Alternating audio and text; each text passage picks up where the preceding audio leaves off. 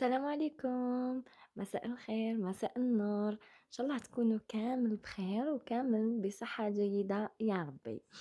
اليوم جيتكم فيديو جديد، جيتكم بوصفة جديدة من مطبخ ماما اللي هي غراتان بالدجاج والبطاطا. إن شاء الله يا ربي تعجبكم هذه الوصفة وإن شاء الله تجربوها. لهاد الوصفة البنات دوكا راح نبدا لكم مع مقادير.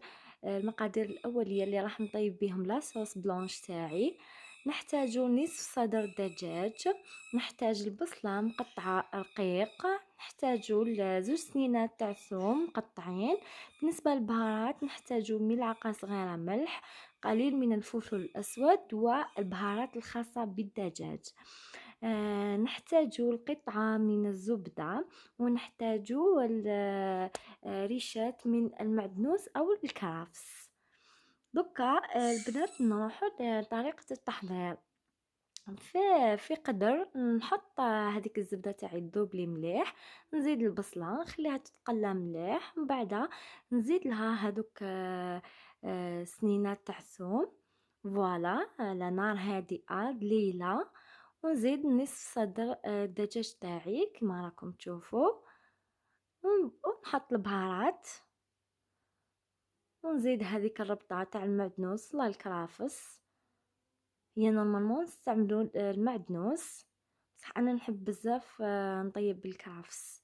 فوالا بعد ما تغلي المرق، هنايا البطاطا راح نقليها بعد ما قطعتها، غسلتها وقطعتها شرائح، راح نقليها. نروحو دوكا لطريقة التحضير. تحضير الكراتان تاعي. بعد ما طيبت الدجاج فتتو رقيق كما راكم تشوفوا، وهذيك لاصوص بلونش عندي 4 بيضات، جبن طالين استعملت شاف، القليل من الملح، وعندنا معدنوس مقطع رقيق، وعندنا جبن مبشور. هنايا هذه هي البطاطا تاعي بعد ما قليتها. فوالا دوكا راح نستفها في البلاطو تاعي الخاص بالفرن. انا استعملت بلاطو زجاجي. فوالا هذه الطبقة الاولى تاع البطاطا، نزيد طبقة من الدجاج هذاك اللي ديجا كنت طيبته في صوص بلونش وفتتو، نزيد طبقة فوق البطاطا. فوالا ودوكا نزيد هذاك الفرomاج تاعي جبن طري. فوالا بهذه الطريقة، يعني تبقى بطاطا، تبقى دجاج، تبقى فرomاج، نزيد نعاود نغطيه بطبقة من البطاطا بهذه الطريقة حتى نغطيها مليح مليح. فوالا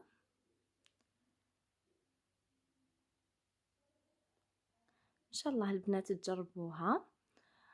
هنايا بعد ما كملت البطاطا تاعي كامل اللي بقات لي بهذا الشكل كما راكم تشوفوا، تبقى بطاطا، تبقى دجاج، تبقى فرomاج، وطبقة من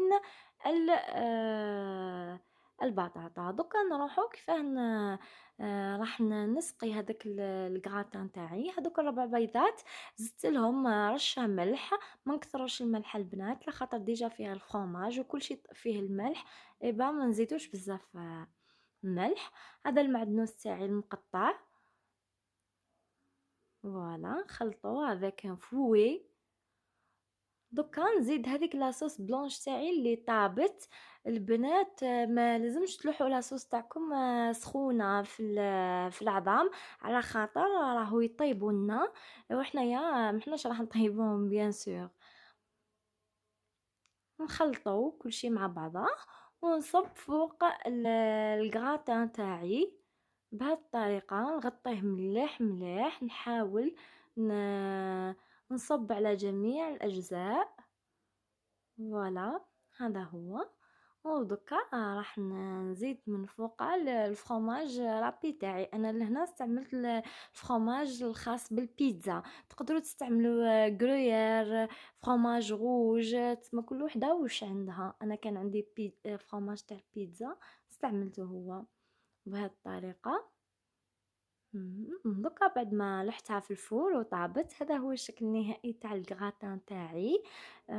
فوالا خليته حمار مليح من فوقه. ها، هذا هو الشكل النهائي. إن شاء الله يا ربي يعجبكم. فوالا، طابلي أحمر يشهي. فوالا، دوكا راح نحاول نقسم لكم جزء من الكراتان تاعي باش تشوفوه قدامكم، تهزوا فكرة، وإن شاء الله يعجبكم وتجربوه مادامنا رانا في الحجر الصحي. إن شاء الله يعجبكم. فوالا، راح نحاول نحي قطعة. هذا هو الغراتان، راهو سخون، راكم تشوفوا في الوفار كيفاه طالع. ان شاء الله البنات يعجبكم، ان شاء الله تجربوه. اذا عجبكم ما تنساوش تخليوا لي اراءكم في لي كومونتير، وديروا لي جيم لا فيديو. بالنسبه للبنات اللي جدد معنا ما تنساوش ديروا لي ابوني للقناه تاعي. هيا تهلاو في رواحكم البنات، وفي فيديو اخر ان شاء الله.